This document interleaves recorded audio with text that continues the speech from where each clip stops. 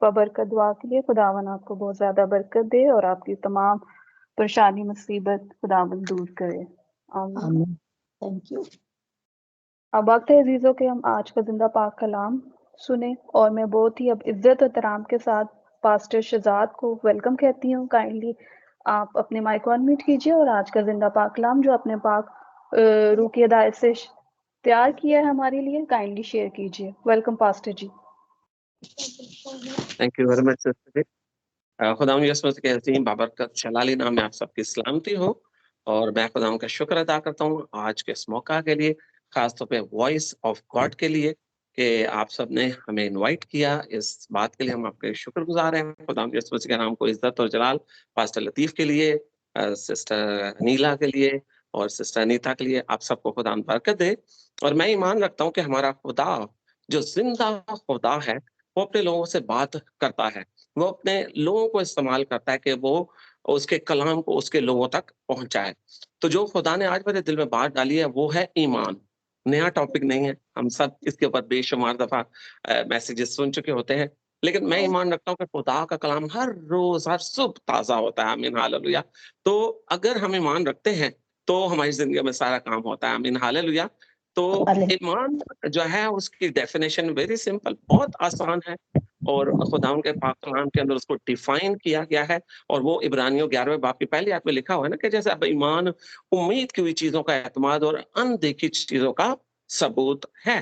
लेकिन अजीजों याद रखिएगा, बाइबल मुकद्दस के अंदर एक ही तरह का ईमान तो नहीं है। कुछ स्कॉलर्स हैं वो ईमान के 7 लेवल्स की बात करते हैं कि जिस 7 तरह का ईमान है, कुछ 5 की बात करते हैं, लेकिन जो खुदा के पाक ने आज मेरे दिल में डाला मैं आपसे बात करूं वो 3 तरह के कलाम है। नंबर 1 हम देखते हैं कि एक होता है जेनेरिक फेथ, यानी आम ईमान। आप देखें कि मैं अपनी बात करूं, मैं वर्किंग भी हूं, मैं जॉब करता हूं। मुझे मालूम है कि परसों सुबह मैंने जॉब पे जाना, मेरा ईमान है, ठीक है जी। इस जेनेरिक ईमान के लिए आपका ईमानदार होना जरूरी नहीं है, ये हर किसी का बेसिक फेथ है, ठीक है जी। हम सब ईमान रखते हैं कि जी अगले महीने सैलरी मिलेगी, हम सब ईमान रखते हैं कि जी मैं अपनी गाड़ी में कल चर्च जाऊंगा कलाम की मनादी के लिए, ठीक है जी। मैं दुबई जाऊंगा या अबू धाबी जाऊंगा, सब फेथ है। इवन जब हम जहाज के अंदर ट्रेवल करते हैं, हमें से कभी कोई पायलट का इंटरव्यू नहीं करता जाके, हाँ जी, कि वो पायलट की स्किल क्या है। क्या हमें से कभी नहीं, किसी ने किया कि सफर करने से पहले जरा एयरलाइन वालों से पूछे जी पायलट की क्वालिफिकेशन मुझे दिखाएं, क्या वो इतना केपेबल है? नहीं, दिस इज जेनेरिक फेथ, ये आम ईमान है और हमें से हर शख्स आम ईमान रखता है और ये सब जेनेरिक फेथ है। इसका मसीही ईमान के साथ ताल्लुक नहीं। गो मसीहों के लिए इन डिवेलिंग फेथ बन जाता है, यानी कि वो ईमान जो हमारे अंदर रहता है, जैसे कि हम ईमान रखते हैं कि खुदा का जो पाक रूह है, हाँ जी, अब खुदा का पाक रूह जो है वो हमारे अंदर रहता है, डिवेलिंग फेथ है, हाँ जी। हम ईमान रखते हैं कि हमारे लिए खुदावंद सब कुछ मुहैया करेगा, वो रोज की रोटी की तरह हमें हर रोज हमारी रोटी हमारे लिए ये कौन सा इंडिविजुअलिंग फेथ हो जाएगा। लेकिन एक जेनेरिक है, आम बात कर रहे हैं। दूसरा फेथ है, अब हम मसीहों की बात करना करेंगे। मसीहों के लिए दूसरा फेथ जो है वो जो जेनेरिक के बाद है वो है सेविंग फेथ, यानी वो ईमान जो हमें बचाता है।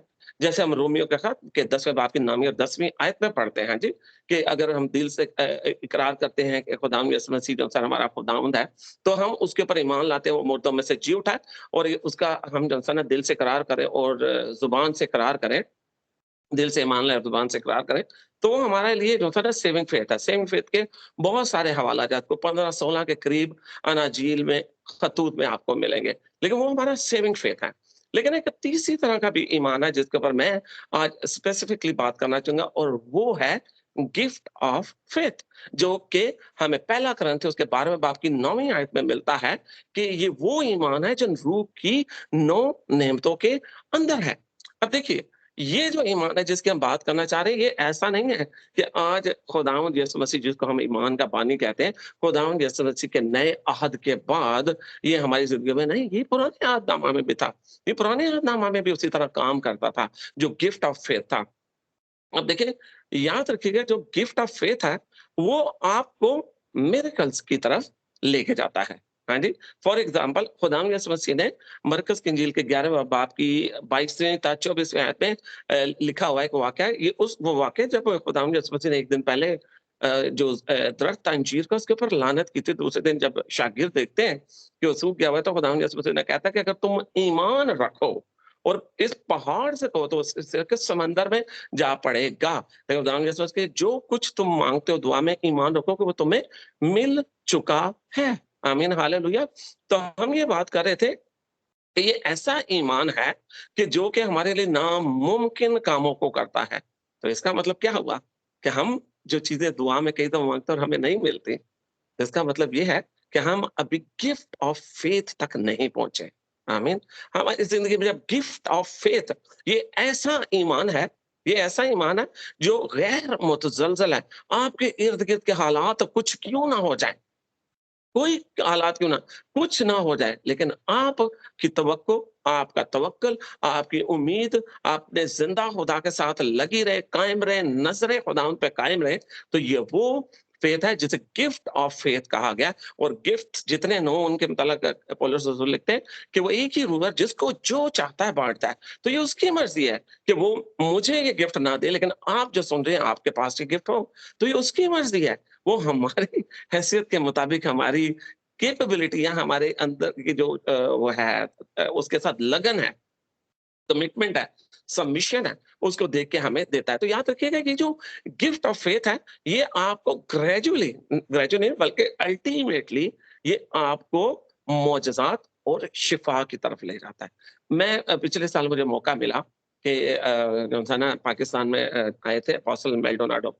तो उनकी मीटिंग थी 3 दिन के लिए, तो मैं यहाँ से स्पेशली गया मीटिंग के लिए, 3 दिन अटेंड की और मैंने वहाँ देखा तो डिफरेंस क्या था? कलाम वो भी यही सुनाते हैं जो मैं और आप सुनाते हैं। लेकिन डिफरेंस क्या था? डिफरेंस उस अनॉइंटिंग का था जो उनके साथ ठहरी हुई थी। डिफरेंस उनके फेथ का था कि वो लोगों को ऐसे चुटकी मारते थे तो लोग गिर जाते थे, जैसे पास्टर बेनी हिन करते हैं। तो डिफरेंस फेथ का है और फेथ आपको जो है ना अल्टीमेटली मोजज़ात की तरफ ले जाता है। अब जो मोजज़ात है वो ईमान के वसीले से, गिफ्ट ऑफ फेथ है, जो रूह की एक नेमत है उसके वसीले से अगर मोजज़ात होते हैं, तो इन दोनों में एक फ़र्क है। जो गिफ्ट है यानी गिफ्ट ऑफ फेथ है यानी ईमान का जो की नेमत है, वो पैसिव है। पैसिव का मतलब होता है उससे कुछ नहीं करना होता है, सिर्फ रिसीव करना होता है। लेकिन जो मिरेकल होता है, जो मोज़ा होता है, उसके अंदर आपने कुछ ना कुछ करना होता है। अब मैं मिसाल आपको देता हूँ, पुराने अहदनामा में से देखते हैं। देखिए, जब जो दानिय्येल की किताब में 2 वाक़यात हम देखते हैं। दानिय्येल की किताब के तीसरे बाब में हम देखते हैं, सदरक, मीशक और अबदनजो। हमने सबने स्टोरीज़ पढ़ी हुई है, तो मैंने इसलिए इनकी बैकग्राउंड पे नहीं जा रहा। तो मुझे मालूम है हम सब इनके मुतल्लक जानते हैं कि जब उनको आग की भट्टी में फेंकने के लिए वो बादशाह कहता है, तो वहाँ पर वो क्या करते हैं? वो कहते हैं कि वो ईमान का इज़हार करते हैं, हमारा खुदा हमें बचा लेगा। लेकिन वो एक और बात कहते हैं, हाँ जी? वो कहते हैं, "तो भी अगर हमारे खुदा ने ना बचाया, तो भी हम तेरे जो मूरत है, उसको सिजदा नहीं करेंगे।" इसका मतलब ये नहीं था कि उन्होंने डाउट किया, उन्होंने ये बात की, उन्होंने अपने ईमान के ऊपर एक और मोहर कर दी कि भई जो भी सिचुएशन हो, हमारा ईमान हमारा खुदा बचाएगा।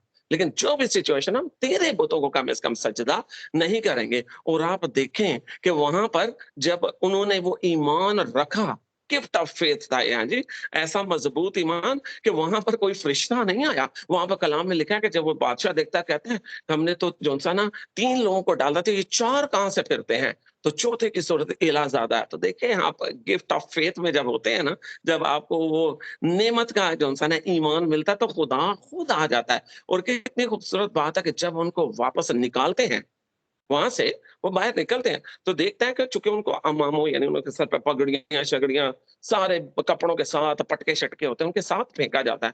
लेकिन कलाम हमें बयान करता है कि जब उनको फेंका जा रहा था, तो उनको बाँध के फेंका गया। लेकिन जब वो देखता है, तो वो कहता है, मैं तो 4 लोगों को फिरते देखता हूँ। तो इसका मतलब है, जब वो बाहर निकले, उन्होंने सूँघा, उनसे जलने की बू नहीं आती थी, पर वो तो बाँध के फेंके गए थे। इसका मतलब है, जब वो अंदर चल रहे थे, इसका मतलब है कुछ जला। सिर्फ एक ही चीज़ जली वहाँ पे और वो थी वो रस्सियाँ जो उनको बाँधी गई थी। आमीन, हालेलुया। तो हमारा खुदा ऐसा खुदा है कि वो हमारे ईमान के वसीले से, वो स्पेशली जो गिफ्ट ऑफ फेथ है उसके वसीले से नामुमकिनात काम कर देता है, बहुत अजीब-अजीब काम कर देता है। और दानिय्येल को हम देखते हैं ये वाक़या ग़ालिबन तीसरे बाब में है दानियल की, जो सदर मीशक अबेदनगो और जो दानियल का अपना वाक़या है, वो शेरों की मान में जाता है, वो ग़ालिबन छठे बाब में होगा। 1 मिनट में आपको कन्फर्म भी कर देता हूँ। यस, ये दानियल छठे बाब के अंदर था। अब हुआ क्या कि जो दानियल था, दानियल का फ़ेथ खुदा के ऊपर था, हाँ जी। और दानियल के मतलब लिखा है कि दानियल के लिए जो बादशाह था, बादशाह कहता है कि मैं ईमान रखता हूँ तेरा खुदा जिसकी तू इबादत करता है तुझे बचाएगा, और अगले दिन वो इस बात का इकरार भी करता है। जो बादशाह होता है वो अगले दिन इकरार करता है, तो आवाज़ देता है, क्या तेरा खुदा जिसकी तू दिन-रात इबादत करता तुझे बचा लेने पे कादिर हुआ? और अंदर से दानियल क्या जवाब देता है कि बादशाह अब तक जीता रहा। यस, इसी तरह हुआ है। खुदा ने अपने फरिश्ता को भेजा।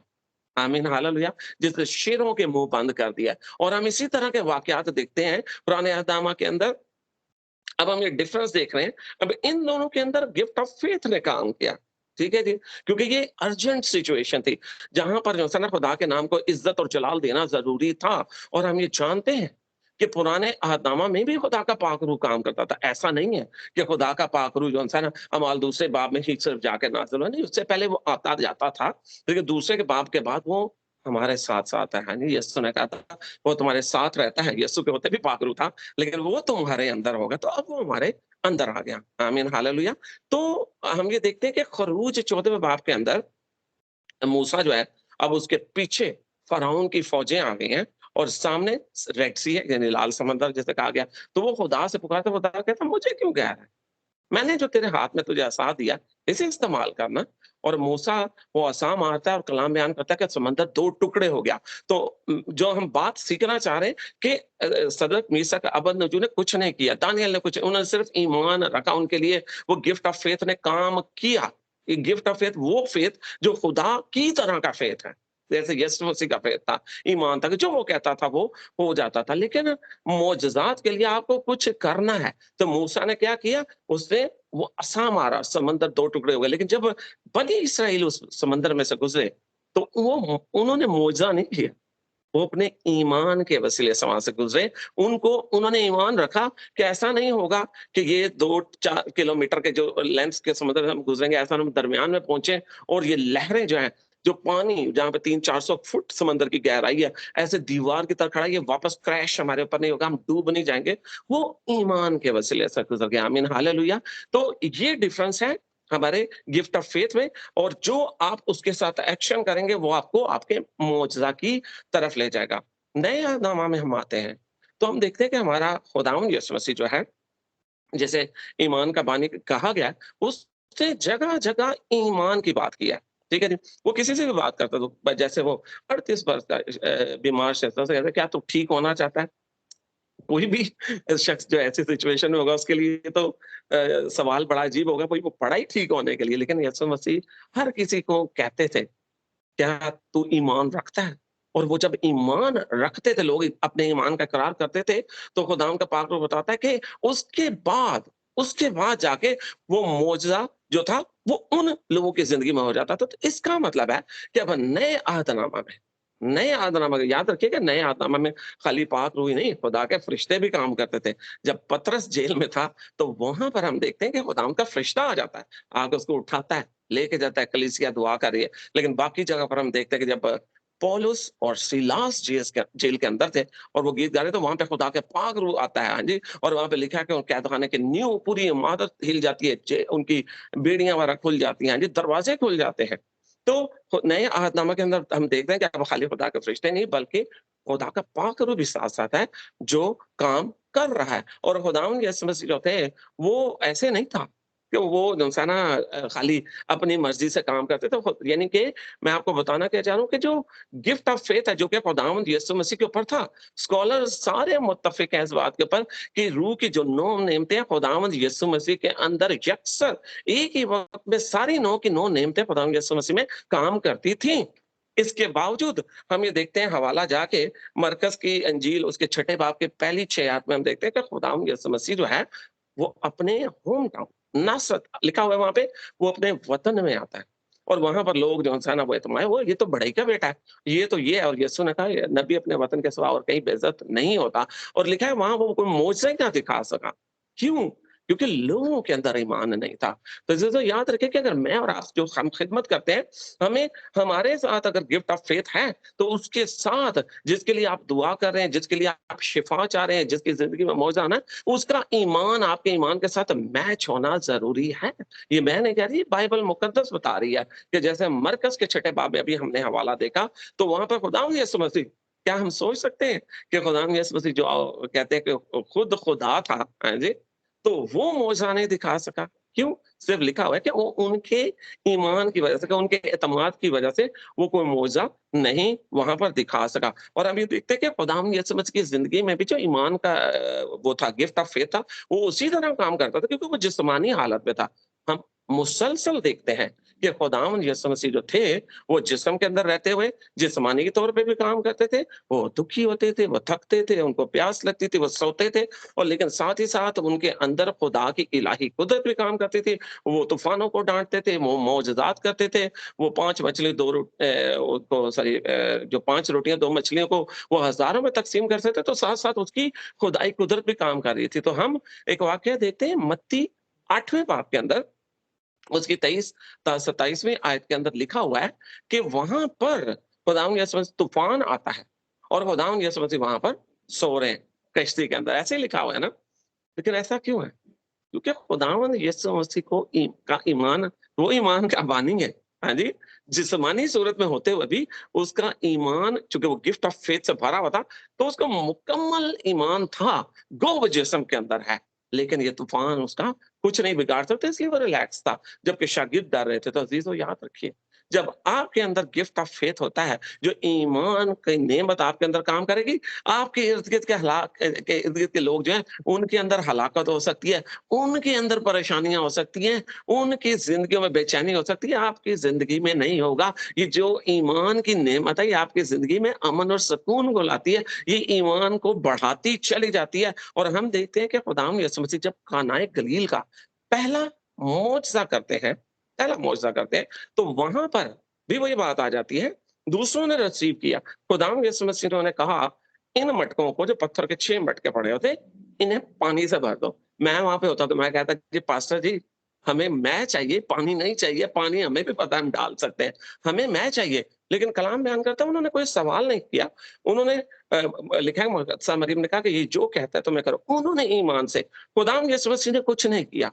वो उनके ईमान ने उनके लिए मौजज़ा क्रिएट किया। आमीन, हालेलुया। और खुदावंद यीशु मसीह ने जिसके लिए मौजज़ा किए, जिसके लिए भी हुआ, खुदावंद यीशु मसीह ने एक ही बात की। उसने कहा, "जा तेरे ईमान ने तुझे अच्छा किया।" तो हमारा ईमान, जो यानी कि गिफ्ट ऑफ फेथ है, ईमान की नेमत है, प्लस रिसीवर का जो ईमान है, ये दोनों आपस में मिलते हैं, तो याद रखिए कि मौजज़ात होते हैं, लोग शिफ़ा पाते हैं। शिफ़ा के अंदर जिस्मानी तौर पे आपकी ज़िंदगी में काम होता है, मौजज़ात की सूरत में आपके जो बाकी के काम है, जो जिस्म से हट के हैं, वो आपकी ज़िंदगी में हो जाते हैं। तो ये दोनों चीज़ें आपके ईमान की नेमत के बरगुने मिन्नत हैं। और अभी मैं आपसे बात कर रहा था कि जैसे कि मैंने कहा, जब अमाल तीसरे बाब के अंदर, जब पतरस और यूहन्ना दुआ के वक़्त जा रहे थे, कहाँ जा रहे थे वो? हैकल जा रहे थे ना। वो किसी चर्च में नहीं जा रहे थे, वो हैकल में जा रहे थे उस टाइम पर, क्योंकि उस टाइम पर हैकल ही थी, दुआ करने की उनकी जगह थी। तो वो हैकल जा रहे हैं और रास्ते में उनको जन्म का लंगड़ा मिलता है। तो अमाल तीसरे बाब का वाक़या है। तो वहाँ पर वो उन्हें वही बात कहते हैं जो मैंने आगे भी कोट की थी। वो कहते हैं, भई सोना-चाँदी हमारे पास नहीं है, लेकिन जो हमारे पास है, वो दिए देते हैं। आमीन, हालेलुया। उन्होंने वहाँ पे बैठ कर उसके लिए दुआ नहीं शुरू कर दी कि जी, मतलब मैं अपनी बात करता हूँ कि अगर मैं वहाँ पे होता तो मैं ये कहता, भाई खुदावंद, एक दिन, आज आपकी ज़िंदगी में मुश्किलात है, लेकिन मैं ईमान के साथ आपको कहता हूँ, एक दिन खुदावंद आपको बहाल करके आप खुदा की बादशाहत में होंगे और वहाँ पर भागे दौड़ेंगे नहीं। उनको पता था उनके पास क्या है। अपनी नेमत का, अपने ईमान का आपको पता होना चाहिए और आपने उसको एक्सरसाइज़ करना है। अपने इख्तियार को कहते हैं, खुदावंद यीशु मसीह के नाम से उठ, चल, फिर। हालेलुया। और कलाम बयान करता है कि वो मौजज़ा उनकी ज़िंदगी में हो गया। हालेलुया। तो अज़ीज़ों याद रखिएगा, मैं अब यहीं पे अपनी इस बात को कॉन्क्लूड करना चाहता हूँ। मुझे अंदाज़ा नहीं है कि कितना मिनट गुज़र चुके हुए हैं, तो मैंने नोट नहीं किया था टाइम। लेकिन मैं यहीं पर इसको कॉन्क्लूज़न की तरफ लेके जाता हूँ।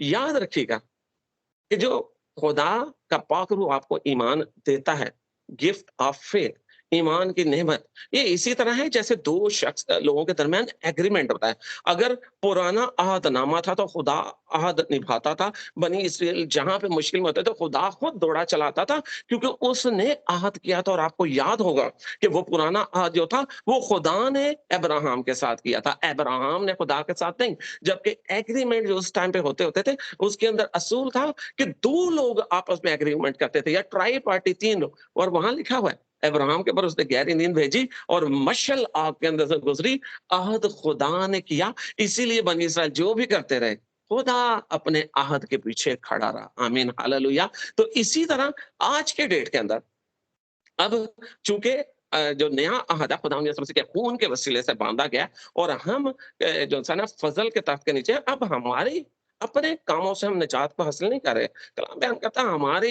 जो राष्ट्रवादी वो तो गंदी धच्चियों की मानिंद है। यानी ये कंपेयर कर लें कि अगर मेरी राष्ट्रवादी जो है वो फज्जे के पाए के होटल की है, जिसको वो सिर्फ पानी के साथ प्याले को ऐसे खंगालते हैं और फिर दोबारा।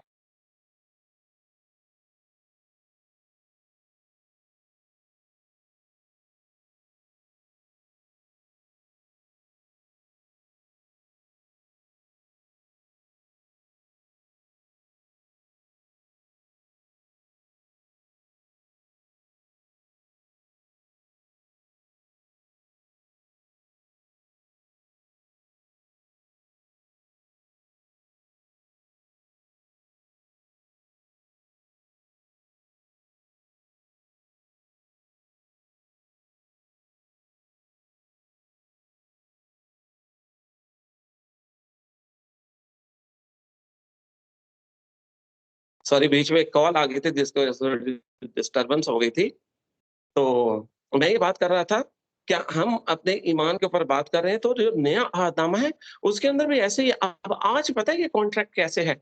अब ये कॉन्ट्रैक्ट ऐसे है कि 2 लोग जब साइन करते हैं, तो जो पहला होता है, उसके ज़िम्मे कोई काम होता है, उसे वो काम करना होता है। जैसे वो काम कर लेगा, अगर मैंने घर खरीदना है, तो मेरा काम क्या है कि पहले मैं जो है ना अपने घर के ट्रांसफर के पेपर बनाऊँगा, लेकिन दूसरी पार्टी ने मुझे एडवांस देना है, जब तक वो एडवांस नहीं देंगे, मैं अपना काम शुरू नहीं करूँगा। तो आज मेरे और आपके लिए ऐसा ही है, हमें कुछ करना है, हमें वेटर की तरह इंतज़ार करना है, हमें हाथ बाँध के खड़े नहीं होता, हमें बल्कि वेटर की तरह के जो कि रेस्टोरेंट के अंदर इंतज़ार कर रहा होता है। इंतज़ार कर रहा होता है कि जैसे मुझे कोई ऑर्डर दे, तो अलर्ट हमें तैयार रहना है कि खुदा हमें कुछ किया, हमें उसने कोई काम हमारे ज़िम्मे लगाया, हमें वो पूरा करना है, हमें अपनी ज़िम्मेदारी को पूरा करना है। तो अज़ीज़ों याद रखें कि आज जैसे खुदावंद यीशु मसीह ने हमने मरकस की इंजील का हवाला पढ़ा था 11वें बाब में, कि अगर हमारी ज़िंदगी में भी कोई पहाड़ है, तो आज बड़े ईमान के साथ अपने ईमान पे खड़े हो जाओ, और खुदावंद यीशु मसीह जो ईमान का बानी है, जिसने कहा जो कुछ माँगते हो, ईमान रखो कि वो तुम्हें मिल गया है। तो ईमान के साथ अपने पहाड़ों को कहना शुरू कर दें, मैं ईमान रखता हूँ कि आपकी दुआओं के वसीले से आपकी ज़िंदगी के वो पहाड़ जो आज तक मूव नहीं हुए, चाहे वो फाइनेंसेस के हैं, चाहे वो खानदान के अंदर लड़ाई झगड़े, चाहे वो जॉब का कोई इश्यू है, चाहे वो आपकी ज़िंदगी का कोई भी मसला क्यों नहीं, चाहे सेहत के प्रॉब्लम्स क्यों ना हो, याद रखिए हमें भी पतरस और यूहन्ना की तरह अपना नॉलेज होना चाहिए कि खुदा ने हमारे अंदर क्या रखा है। पौलुस रसूल कहते हैं, क्या तुम नहीं जानते, करंथियों की कलीसिया को लिख के कहते हैं, क्या तुम नहीं जानते कि तुम जिंदा खुदा का मकदस हो? तो अजीजों याद रखें, आज खुदा का पाक रूह हमारे अंदर रहता है, वो अपने फुल पैकेज के साथ हमारी जिंदगी में आता है। लेकिन ये पैकेज इसी तरह है जैसे मोबाइल का पैकेज लेते हैं, तो ऐसा ऐसा पहले आप उसके अंदर सिम एक्टिवेट करते हैं, फिर उसके अंदर मिनट्स एक्टिवेट करते हैं। आपको लगता है कि मेरे पास कम है, तो आप उसके अंदर डेटा एक्टिवेट कर देते हैं। लेकिन ये सब सहूलतें आपके मोबाइल में पहले से मौजूद होती हैं, लेकिन वो एक्टिवेट होती चली जाती हैं। खुदा के पाक रूह के साथ, खुदा के साथ वक़्त गुज़ारना शुरू करें। मूसा की तरह, कि मूसा जब खुदा के साथ वक़्त गुज़ारता था, तो कलाम लिखा है कि उसको वापसी पे नकाब पहनना पड़ता था। क्यों? क्योंकि उसका चेहरा मुनव्वर होता जाता है। लेकिन जब हम इब्रानियों के खत के 11वें बाब में आते हैं, तो हमें पता चलता है वो क्यों चेहरे पे डालता था, क्योंकि जैसे ही वो खुदावंद की हज़ूरी से बाहर आता था, वो चीज़ मिटती जाती थी। चेहरे का नूर खत्म होता चला जाता और वो ये दिखाना नहीं चाहता था। तो आज मेरे और आपके लिए यही है, हम अपने इख्तियार को पहचानें, वक़्त खुदा के साथ गुज़ारें। मैं ईमान रखता हूँ। आप खुदावंद के साथ वक़्त गुज़ारें, उसकी हज़ूरी मामूरी में चलें और जैसे मैंने आपको बताया था कि मैं पाकिस्तान जब गया अपोस्टल एड मेल्डोनाडो की मीटिंग में, तो वो जहाँ मूव करते थे आपको ऐसे लगता था कि मसा यूँ जा रहा है और यूँ जा रहा है। वो स्टेज के ऊपर 53 शायद 55 उनकी एज है और वो बिजली की तरह नौजवान लड़कों की तरह भागते फिरते हैं स्टेज के ऊपर।